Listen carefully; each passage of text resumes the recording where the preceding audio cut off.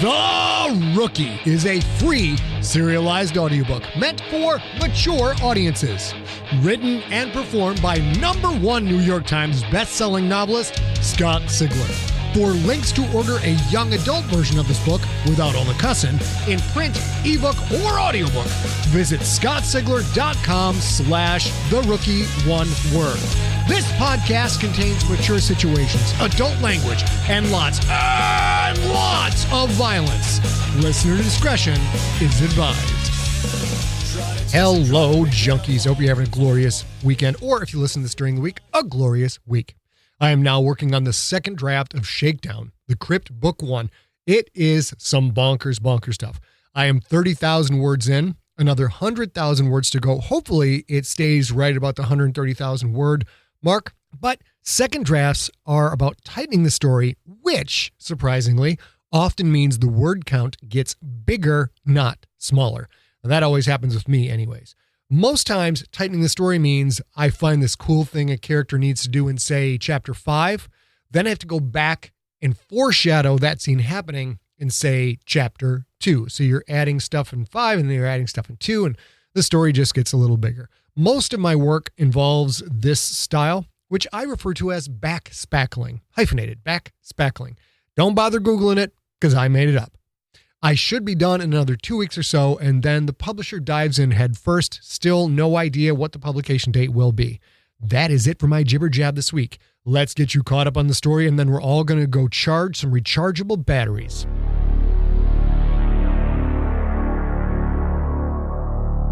Previously on The Rookie.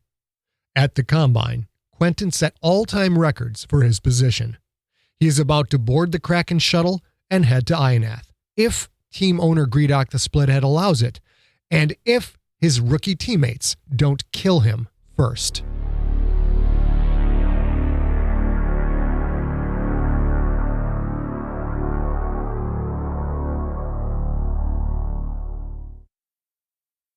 I am Gredok the Splithead. You are all now my property.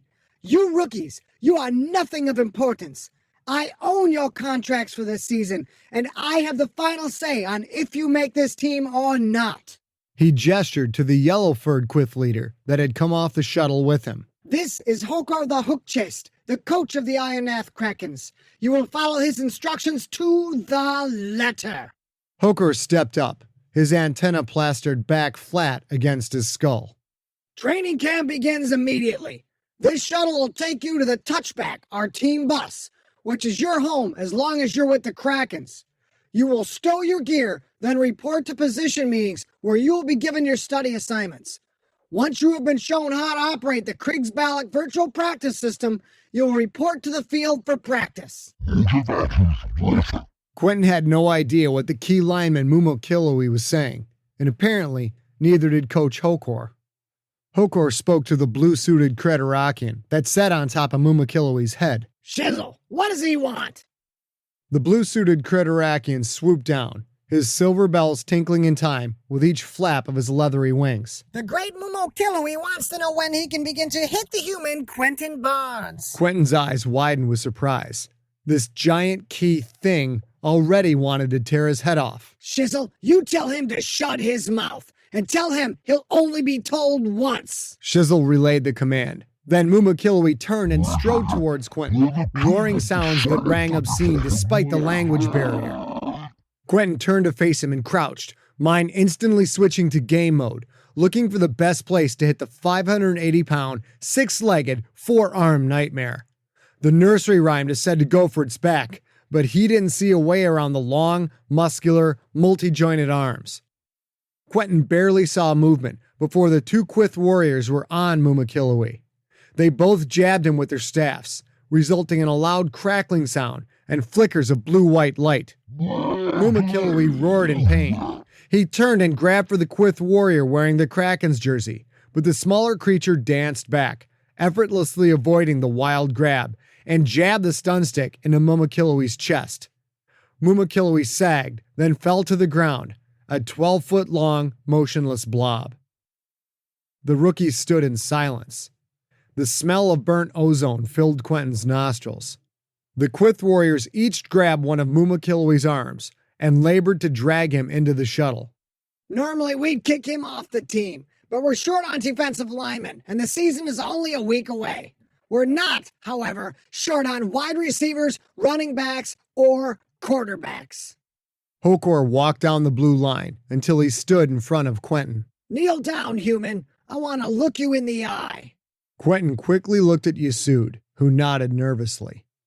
Quentin got on one knee and still had to lean down to look straight into Hokor's one big eye. He'd never seen a Qwith leader, or any other alien for that matter, this close up. Hokor's eye wasn't really clear, but a translucent light blue, filled with hundreds of green discs in a tight geometrical pattern. His fur was thick, each strand much thicker than a human hair. The most disturbing physical aspect was the pedipalps, quivering things on either side of the mouth, as coordinated and well-developed as a human arm. Quentin kept his cool, but it surprised him to feel the grip of a lifetime of Purist Nation teachings. Most of his people would be screaming right now, either with pure terror or righteous, murderous rage. He mostly viewed those people with contempt, so it shocked Quentin that he felt both emotions, stirring up from somewhere so deep in his subconscious he hadn't even known they existed. But Quentin was on a mission, and his pure, unstoppable desire to play football at the highest levels ran far stronger than programmed ideology. Barnes, as soon as practice starts, nobody is going to be there to stop him. You had better be ready to complete the offensive play when 3 of those things are coming at you, hoping to maim you, or if they get in a good shot, just kill you outright. Quentin smiled. Just gimme the ball, coach. Hokor's antenna quivered once, then fell flat. We'll see, rookie. He walked to the airlock door. Kraken rookies, come aboard. The following is an excerpt from the Galaxy's Greatest Damn Sports Show with Dan, Akbar, and Tarrant the Smasher.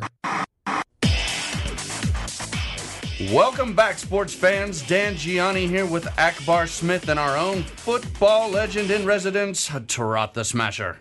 Thanks, Dan. So what are we going to talk about today? As if there was any question. Baseball season is almost over, and to tell you the truth, with 4 player strikes in the past 10 seasons, I don't really think anyone gives a damn. It's so boring. Oh, come on, Dan. I still like baseball. Like I said, no one gives a damn. Intergalactic Soccer Association season is coming up, but that's a little boring as well. Good sport, but Scolorno have completely taken it over. That's true. There are 1,012 players in that league, and all of them are Scolorno. You can't fight speed, not in soccer.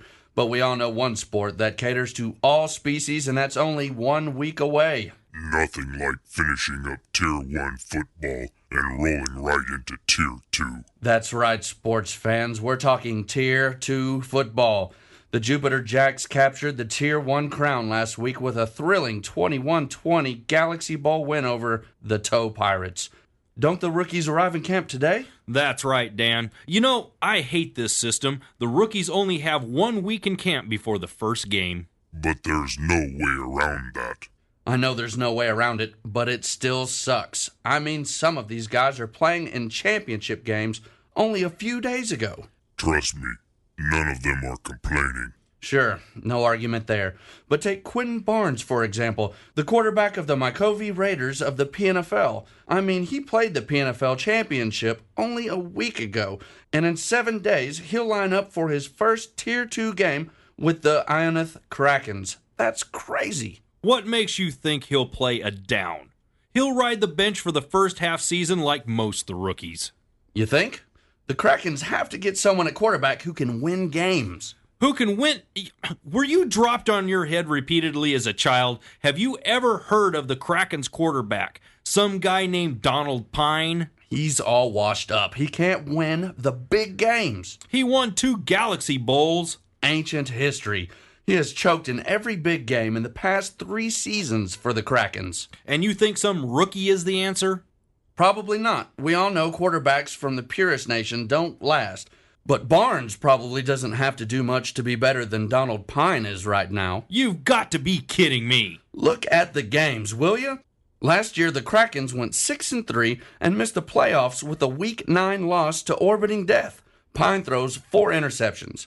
He gets pulled, and the number 2 quarterback, Trey Peterson, dies 4 plays later. Pine goes back in and throws another interception. Okay, that's one game. But what about 2 seasons ago? Krakens kill eventual league champ Sala Intrigue 48-24. But they drop 4 games to teams with a combined record of 13-23. All of those games were upsets. Pine couldn't win the games he's supposed to win. He's not the only guy on the field, Dan. Of course not. But look at Pine's record since he won that last Galaxy Bowl back in 26-76. You know how this game works. The blame falls on the quarterback. If it wasn't for Mitchell Fayed, the Krakens would be nothing. I played against Fayed before I retired. That is the toughest human I've ever seen. You hit him, and he just gets up and smiles. That's why they call him the Machine. Number 47 just keeps on running. Can we get back to the subject of Donald Pine? Look, Pine's still a great quarterback, but in some games he just flat out chokes. So again, you're going on record saying Quentin Barnes is the answer. I didn't say that. He's a rookie, and a purest nation rookie at that. He's never been hit by a key lineman, and he's never faced a blitz from a Quith Warrior. If he lasts 1 season, I'll be surprised. Pine will start as usual, Pine will lose the big games as usual, and the Krakens will flail about in the middle of the pack as usual.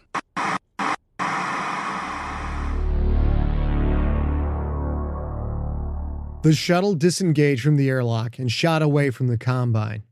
It felt cramped inside the small vehicle, which probably would have seated 12 humans comfortably. The prone form of Mumakilui took up half the floor. The rest of the rookies took whatever seats they could find. Within minutes, they approached the touchback.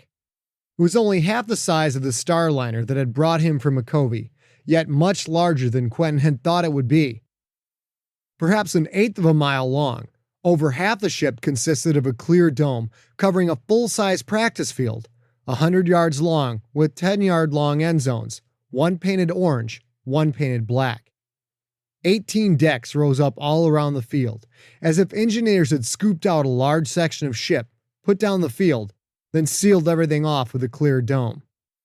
It seemed that from every deck, one would only be a short walk from a view of the practice field. A large engine assembly sat behind the black end zone. The passenger decks, bridge, and other ship constructs were on the opposite side, behind the orange end zone.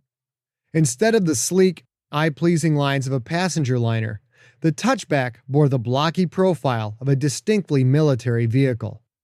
As the shuttle drew closer, Quentin recognized the telltale mounted spheres of weapon assemblies. "High one, are those gun mounts?" Yasud nodded. "It looks like a converted frigate. Couldn't tell you what kind though. I've never actually seen a warship, except in the movies." The sudden sound of rapidly tinkling bells, accompanied by the heavy fluttering of leathery wings, like a 5-pound dragonfly, erupted near their heads. Quentin instinctively ducked down to one knee, while Yasud simply turned. Shizzle hovered, resplendent in his blue and silver suit. The touchback is a converted Planetary Union Ahmed-class heavy weapons platform. The creature spoke smoothly, sounding like the voiceover for an intoxicant commercial. Formerly known as the Bagavad Rodina, a component of the famed Blue Fleet, taken by Kretarakian boarding parties in the battles of 2640. Temporarily used as a patrol craft, mothballed in 2644. Purchased by Gredok the Splithead in 2665 under special license from the Kretarakian Empire when he acquired the Ionath Krakens franchise. Quentin stood, feeling foolish for having ducked like a frightened child. The 2 Quith warriors stared at him, stock still save for their pedipalps, which quivered in a sickening fashion. The 2 Sklornos, Denver and Milford, also stared at him, but seemed emotionless. He looked at Hokor and Gredok. He didn't know much about Quith leaders, but he felt quite sure that they were laughing at him. "What's the matter, human?" Gredok asked, his pedipalps quivering. "Haven't spent much time around Kretarakians?" Quentin felt his face flushing red. The Quith warriors weren't moving, but their pedipalps quivered just like the leaders. All 4 of them were laughing at him. "Don't sweat it," Yasud said supportively. "You'll get used to it. The Gredorakian civilians love the game. You'll see them all the time." Shizzle just hovered. His front eyes seemed to look at Quentin, but Quentin couldn't be sure. I am not used to beings being frightened of me, especially one that's 30 times my mass. "I'm not afraid of you. You just startled me, that's all." Quentin felt eager to change the subject. "I thought weapons were illegal on anything but system police vessels and Gredorakian military ships." Gredok stood and walked over, emanating confidence and control, despite the fact that Quentin towered over him. I don't know what kind of news they show you in the nation, but piracy is still a major problem. The SP forces have cut it down quite a bit since they were implemented in 54, but it's still out there. Since the League restarted in 59, 5 team buses have been destroyed by pirates. That's an entire franchise. Players, coaching staff, everything, instantly wiped out. Wreaks havoc on a league's schedule. So GFL ships are allowed limited defensive weaponry. Nothing that would be a match for a Gredorakian frigate, mind you, but it's usually enough to fend off the pirates. The touchback loomed large outside the viewport. The shuttle banked sharply. Quentin and Yasud each had to place a hand on the bulkhead to keep their balance. Quentin noticed that the Quiths, both leaders and warriors alike, instantly adjusted their weight and barely seemed to notice the sharp bank. The shuttle slowed and docked. Quentin's ears popped as the airlock hissed open. Gredok and Hokor led the rookies out, followed by the warriors, who dragged the still unconscious Mumokiloi by his front arms. The airlock opened into an expansive landing bay, covered by a 50-foot-high dome ceiling. The place looked fairly empty, save for orderly rows of equipment and stacked metal crates. A handful of humans, Sklorno, Key, Quith leaders, and Quith warriors walked forward to greet the rookies. A babble of strange languages filled the landing bay. A huge, glowing hologram hung in the middle of the bay. It read, "The Ionath Krakens are on a collision course with a Tier 1 berth. The only variable is time." A tall man eased out of the crowd and walked up to Quentin. "Praise the High One for blessing your journey," the man said in a traditional purist greeting. "Welcome. I'm Rick Warburg, tight end." Warburg extended his hand, and Quentin shook it. He hadn't expected to feel homesick, but he did, just a little, and he was surprised to feel relief at the sight of one of his countrymen. Warburg was tall, an even 7 feet, and looked to weigh around 365 pounds. He had curly, deep black hair, light brown skin, and the infinity forehead tattoo of a confirmed church member. "I'm Quentin Barnes, and praise to the High One for bringing us together." Quentin didn't hold much for formalities, but he was a long way from home, and it didn't hurt to give the traditional answer to Warburg's traditional welcome. Warburg was nothing short of a national hero to the Purist Nation. He was one of 29 Purist players among the top 2 tiers, and all of them were quite famous within Nation space. When Quentin had been a child, 20-odd Purist Nation players in the league sounded like a lot. Other than reporting the scores, the only feature stories and highlights broadcast over the government network concerned Nation players. Quentin thought his Purist Nation heroes ruled the GFL. The truth, however, was that with 76 teams, each with a roster of 44 players, there were 3,344 players in the league. That meant the Purist Nation players took up less than 1% of league roster spots. Warburg beamed at Quentin with a warm grin.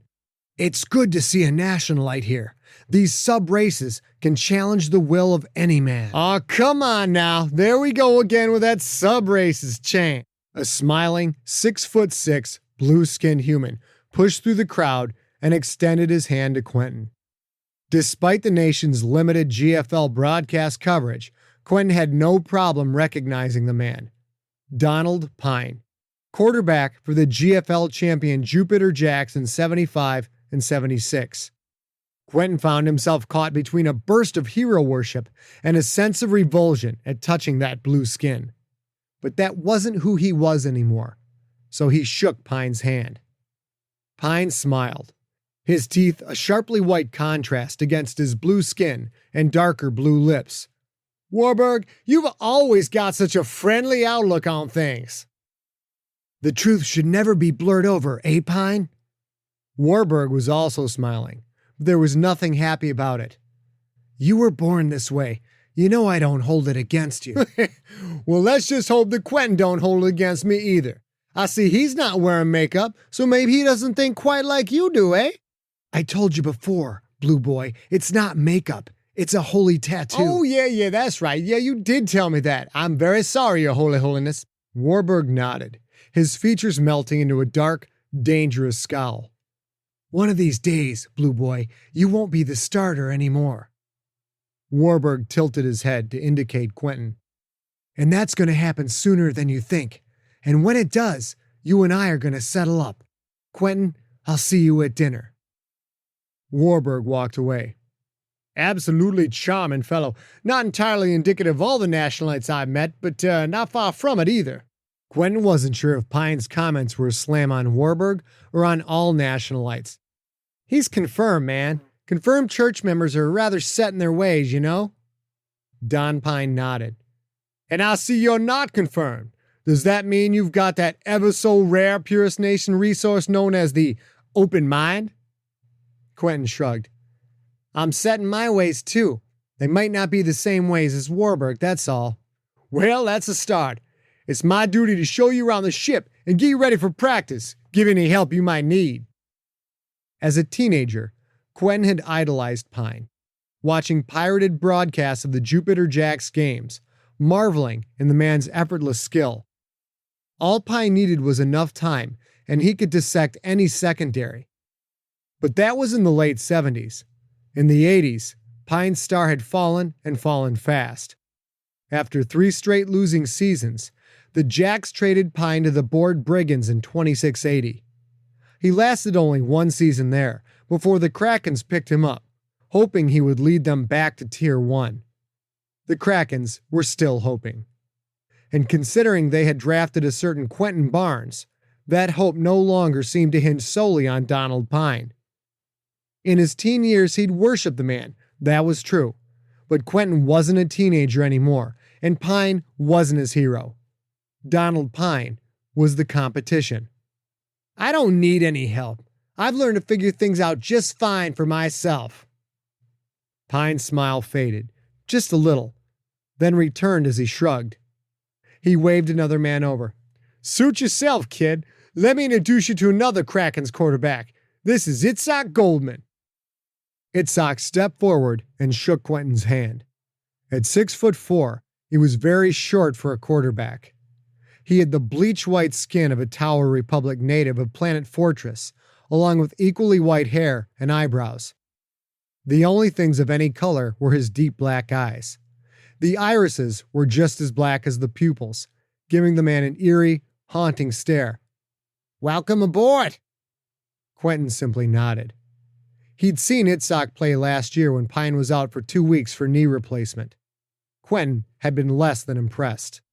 Through the flurry of meet and greet, a strange creature crawled forward. Quentin couldn't help but take a step back. He'd never seen the like before. It resembled a Quyth leader or warrior, or at 4 feet tall, maybe somewhere in between. It had only one eye, which was much smaller than a leader's or a warrior's. The creature's pedipalps were long, almost 3 feet long, and so thick they seemed like human arms. It smelled like strong onions. The creature reached out with one of the pedipalps and gently tried to take Quentin's bag. Quentin turned his shoulder, pulling the bag slightly away. The demonic-looking creature made his skin crawl, but he concentrated on staying his ground, dead set against repeating the embarrassment he'd felt when he'd hit the deck at the sound of Shizzle's flapping wings. What's the matter, Quentin? Pilkey here'll take your bag for you. Pilkey? Quentin never took his eyes off the creature. It's all right, Quentin. You look tense. Quentin looked at Itzhak, then at Pine, then lifted the bag strap off his shoulder and set the bag, at arm's length, down on the deck. Without a sound, Pilkey grabbed the bag and walked towards the door at the edge of the landing bay. Man, you all right, boy? You act like you've never seen a Quyth worker before. Quentin shrugged. I haven't. Pine and Itzhak laughed, then stopped when they realized that Quentin wasn't kidding. Sorry about that, Quentin. Pine clapped Quentin on the shoulder. I forgot you're fresh off the Purist Nation farm. Now come on, we got a position meeting in 20 minutes. Hokor handles the quarterback meetings, and trust me, you do not want to be late. They walked off the flight deck to a waiting lift platform. Pine said nothing. The lift simply took them upwards. Quentin watched the flight deck shrink away. So, are there any other kinds of Quith I should know about? I'm getting kind of tired of all these surprises. Just the females, but there's none of those on board, Itzhak said. Females are sacred in Quith culture. No non-Quith are even supposed to lay eyes on them. Females never leave the home planets. All right, you ready for the tour, Quentin? Can we see the field? Pine nodded. Right this way, kid. A central tunnel, large enough for heavy equipment, ran from the flight deck all the way to the other end of the ship. The tunnel, with its arched ceiling and curved walls, acted like a main highway. Every 30 feet or so, smaller tunnels branched off at right angles, leading into the ship's numerous sections. Quentin followed Pine straight down the main tunnel until it opened into the huge space that was the Krakens practice field. The clear dome revealed the black expanse of space, dotted with thousands of bright sparks that were stars of the Milky Way galaxy.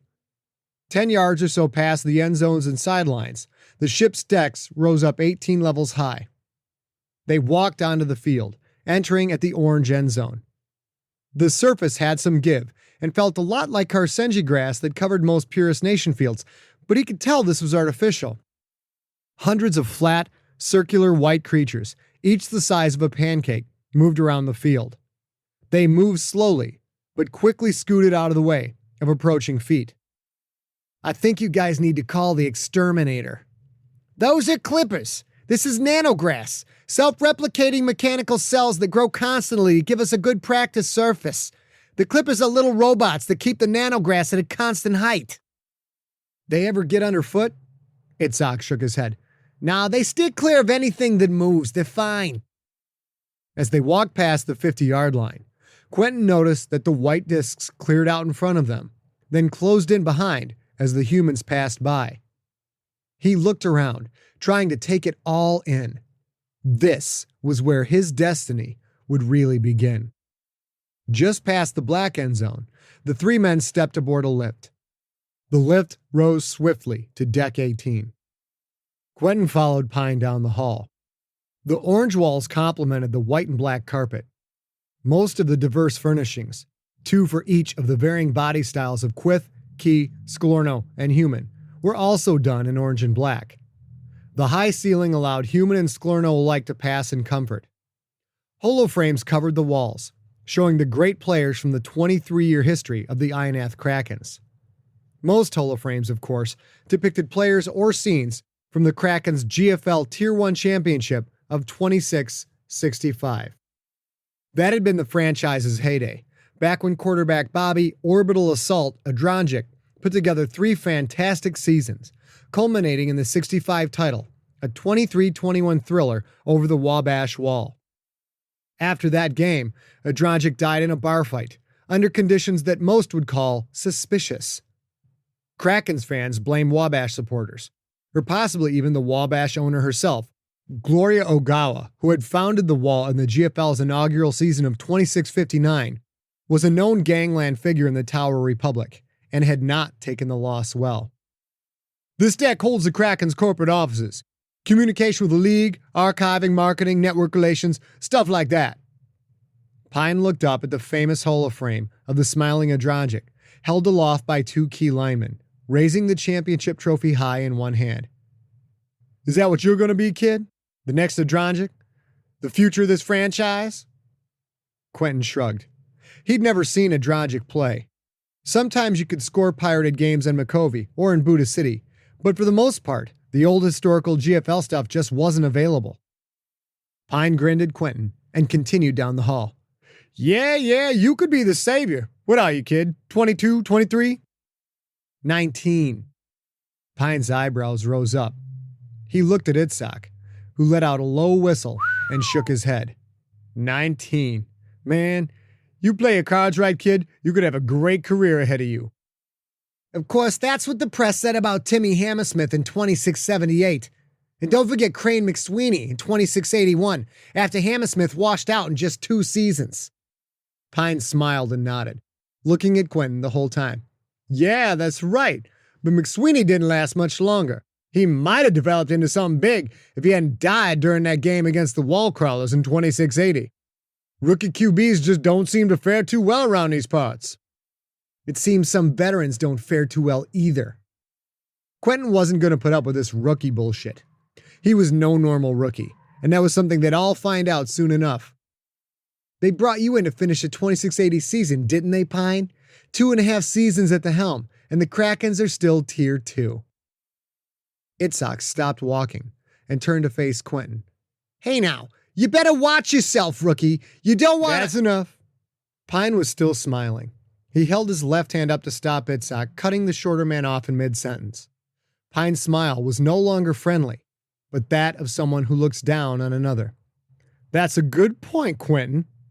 Pine held up his right hand. On his ring and index finger were 2 thick, golden rings, each set with dozens of sparkling rubies. Championship rings from 2675 and 2676. At the sight of those rings, Quentin felt his soul roil with pure envy, greed, and flat-out desire.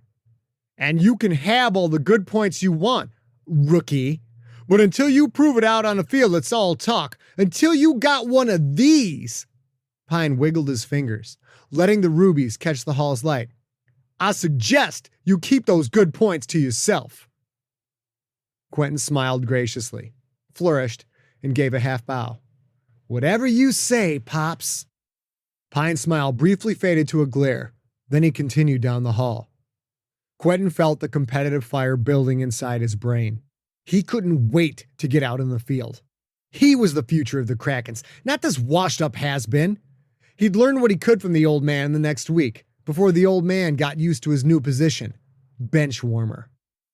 They turned into a large room, about 50 yards in diameter, with the clear dome open to the star-speckled blackness of space. The floor consisted of a silvery grid of small hexes, each only a centimeter or so wide.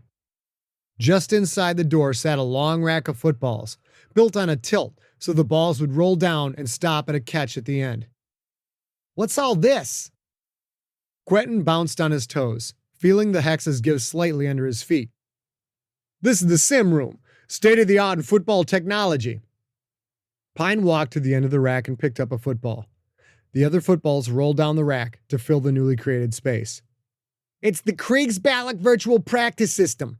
Gredok had it installed during the off-season. Ship! Groundtac Stadium, night game. The clear dome shimmered with flashes of blue and silver. Then it was gone, instantly replaced by a bright purple sky arcing over a massive stadium.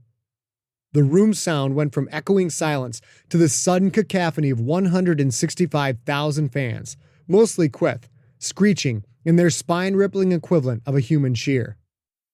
Quentin spun around, suddenly disoriented by the purple sky, the thousands of fans swinging black, teal, and white banners and flags, and the steady, subdued roar of a crowd waiting between plays. A blazing sun hung almost directly overhead, and a blue moon, ringed with light red, hung suspended in the southern sky. It was all so real. The floor shimmered as well, and then the hexes were gone, replaced with millions of the flat blue plants that made up a Quith playing field, complete with white yard markers. Krakens ball, 1st and 10. Ball set right, split left, double hook and post. More blue and silver shimmers flashed in the air, this time only 10 feet from where the 3 men stood. 10 players dressed in Krakens uniforms materialized and moved to the line of scrimmage. The scurrying waddle of huge key linemen, the loping, graceful strides of 3 Sklerno receivers, the natural gait of the human tailback and tight end. The players moved like the real thing, although they were all slightly translucent, and their uniform colors seemed blurred by a slight blue haze. A computer voice echoed through the chamber. Defensive set selection, please. Make it random. Pine walked up to the line, crouched, and held the ball in front of him as though he were ready to take a snap. Another flash preceded the sudden appearance of players clad in the black, teal, and blue colors of the Glory War Pigs. Quentin's awe over the technology faded away, and his strategic mind took over as he watched the holographic War Pig players line up in a 3-4 set with man-to-man coverage. "Red 15! Red 15!" Pine barked out the signal so he could be heard over the crowd. Quentin felt his heart rate increase and the rush of adrenaline pump into his veins. He'd never seen anything like this. He could feel the stadium shake as the crowd's intensity increased. "Hut, hut, hut!" Pine dropped back 5 steps, planted, and bounced a half step forward. He stood tall, looking downfield as his Sklorno receivers darted out, tightly covered by the War Pigs' defensive backs. Pine threw the ball a split second before the right wide receiver suddenly cut back towards the line, a timing pattern. The receiver raised his long arms to catch the ball. It went right through the hologram, skipping and rolling down the field. The players vanished, although the crowd and the crowd noise remained. Pass complete. A gain of 6 yards. 2nd down and 4. Pine walked back to Quentin, who couldn't stop himself from constantly looking around. "What do you think, rookie?" "This is incredible. Is this where we practice?" Pine shook his head. "No, we practice out in the main field. But this is where you do your position work and drill for each week's game. This way you can practice sets over and over again against holographs that are just as fast as the opposition's defensive players. Practice squad players really aren't as much of a challenge." "Can I give it a try?" Pine grabbed a football and tossed it to Quentin. "Be my guest. Let me set it up for you. 2nd and 4, what do you want to run?" Quentin smiled. "Man, I want to go deep." Pine smiled, that condescending smile again, and nodded. "Wide set, snake package, double post, on 2. Defense, cover 2 with woman-to-woman underneath." "You mean man-to-man coverage, right?" "Sklorno are females, remember? Woman to woman. There you go, kid. I made it easy for you." The players materialized and ran up to the line. Quentin walked forward, eyes wide with wonder. He crouched below the center as his eyes scanned the defense. The reality was such, he recognized Peter Warburg at tight end, Scarborough at wide receiver, Haywick in the slot 2 yards in and 1 yard back from Scarborough. He didn't bother to look, but he knew that a lifelike image of number 47, tailback Mitchell Fayed, the Krakens' beloved machine, would be right behind him. "Hut! Hut!" The line surged forward. It almost sounded similar to a real line crash, but was just a bit stale and echoey. Quentin dropped back 5 steps, planted, and eased into his stand-up, ball at the ready. He watched the holo Scarborough, his receiver, streak down the right sideline. The man-to-man, or woman-to-woman, coverage quickly fell behind. Just as the safety started to pick up the route, Quentin reared back and let the ball fly. It sailed through the air in a perfect, arcing spiral, a brown missile framed against a bright purple sky. The ball looked right on the money, but the safety moved faster than anything Quentin had ever seen on a football field. "Damn it!" Quentin watched the holo safety blur in front of the holo Scarborough, leap 12 feet into the air, and reach for the ball. The ball continued down the field, bouncing off the flat leaves, but Quentin didn't need the computer to tell him the results. Pass intercepted. "Fuck! Why'd you guys have to go and rig it? You think this is funny?" "Rig it? What the hell are you talking about?" "Oh, come on! You saw how fast that safety closed. Nothing moves that fast." Pine and Itzhak looked at each other, then started laughing. "Welcome to the GFL backwater. You're gonna love it here." Quentin glared. If they wanted to play stupid games with him, he'd show them. "Let me try that again." Why? So you can fail again? Coach Hokor's voice caught him by surprise. He turned, an unexpected sense of trepidation in his chest, as if he were a teenage boy caught in the middle of masturbating. And simulation. The tiny Quith leader marched towards Quentin as the field, the fans, the stadium, and the players vanished, replaced by the clear dome and the sparkling stars. Barnes, what in the name of your primitive backwater gods was that? Hokor's fur seemed to stand on end, making him look thicker than normal. Quentin knew that was some instinctive reaction, evolutionarily designed to make Hokor look bigger, therefore more dangerous, but in reality, it just made him look fuzzy, like a stuffed animal. Still, his voice was a voice of command Quentin's previous coaches had never had. Or perhaps more accurately, they had never used. At least, not on him. That was an interception, Coach. And why did you throw it? Well, I thought I had Scarborough on the streak. You thought? You thought? Don't you know who the War Pig's safety is? Quentin thought it was a rhetorical question, but Hokor seemed to wait for an answer. Quentin shrugged. No, I don't know. Hokor's pedipalps quivered with anger. You don't know who it is, but you threw the pass anyway. You did know the War Pigs picked up Kellawang in free agency? Kellawang? I thought she. I thought she played for the Hullwalkers in Tier 1. Well, now she plays for the War Pigs! Hokor's furry body shook with anger. You stupid human! You don't even know who you're playing against, and you just blindly throw into coverage? Quentin smiled. Take it easy, Coach. How am I supposed to know who's on what team right now? Quentin saw Pine and Itzhak duck their heads in an effort to conceal their grins. Itzhak hid his face in his hands and slowly shook his head. How are you supposed to know? It's your job to know. You're a quarterback for the Ionath Krakens. We will not make it to the Tier 2 tournament and therefore back into the glory of Tier 1 if my helpless quarterbacks don't know everything there is to know about the opposition. You must be punished for this error. You'll report to me after practice, and by tomorrow, you will know the defensive roster of all 9 teams in the Quith Conference. By tomorrow? Oh, come on, Coach. I figure that stuff out on the field. Nobody knows all that shit. Well, nobody except for sports reporters, right? Hokor turned to face Pine. Pine, who is the second-string free safety for the Sheb Stalkers? Well, that'd be Fairmont, Coach. And what are her stats? Last recorded time in the 40 was a 3.2. 17 years old, a 4-year veteran, tends to jump the short routes and give extra space on deep routes for passing situations. Now, she comes in as a nickelback, but she doesn't like to hit the big tight ends head on. Itzhak, what's a strategy when playing her? Passing situations send tight ends on deep outs or deep curls. She doesn't pressure the tight end enough, usually allowing for a little time to make a well-placed throw. Shouldn't throw the ball deep on her if you can avoid it, but if you have to, put the ball up high because a vertical leap of 12 feet usually can't compete with our receivers. Hokor turned back to Quentin. That is why these men have been around the league for so long.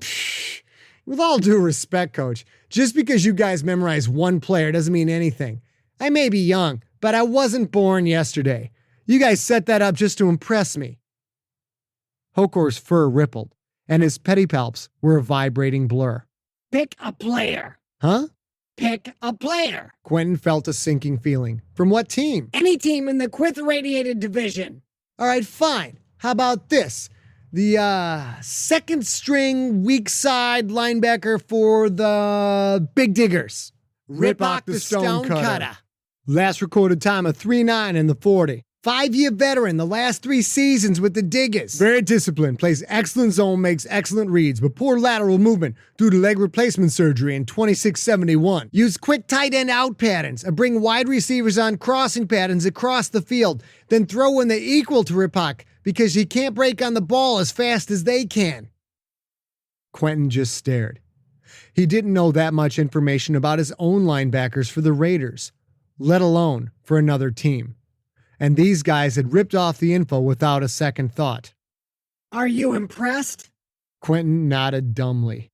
By tomorrow, know every player on the rosters. We'll work on stats and tendencies through the week. Let us commence with our position meeting. We're 6 days from the season opener against the Woo Wall Crawlers. It'll take us 4 days to reach Ionath. We'll practice on the touchback until we reach Ionath, then shuttle down to the field facility for on-field practices.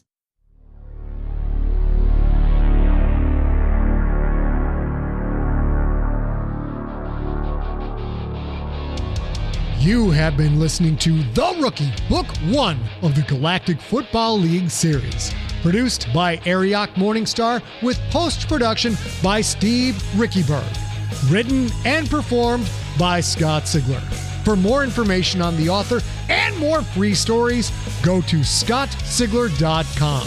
Theme music is the song The Kids Are Coming For You by the band Superweapon. Superweaponband.com. You're kinda sad.